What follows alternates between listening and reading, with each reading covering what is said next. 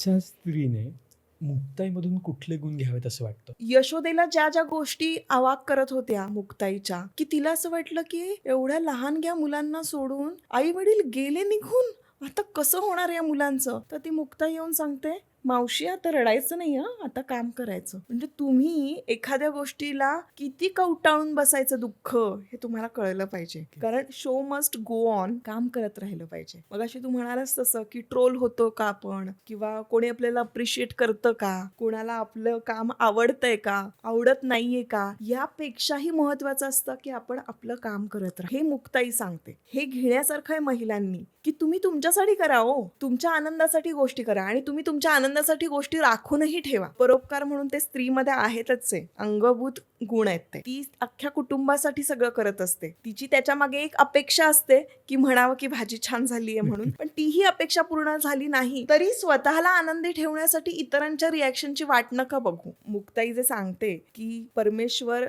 सर्वानुभूती आहे, सगळ्यांमध्ये आहे, त्याचा अंश आपल्या प्रत्येकामध्ये आहे. म्हणजे काय आहे की तुम्ही समोरच्या व्यक्तीच्या शूज मध्ये जाऊन बघितलं पाहिजे की त्याला काय हवंय काय नकोय. तुम्हाला वाटतंय तेव्हा दान धर्म करायचं असं नाही, त्या व्यक्तीला हवंय म्हणून दान करा ना. मला सांगितलंय शुक्रवारी हे हे देऊन यायला, म्हणजे मग माझ्या पत्रिकेतला हा ग्रह सुधारणार वगैरे. पण मला असं वाटतं त्या भावनेने जेव्हा आपण दान करायला जातो ना, की मला दिसतंय की ही 4 मुलं इथे रोज येतात, ती कष्ट करतात आणि त्यांना खायला अन्न मिळत नाहीये, तर मला त्यांना द्यायचंय. तुमच्याकडे येणारी कामवाल्या ताई असतात, त्या 10 घरची धुणं भांडी करतात, आता मधल्या वेळात चहा द्यायची वेळ आहे. खरं तर त्यांना एनर्जी मिळेल पुढच्या 5 कामांना, ते केलं पाहिजे आपण.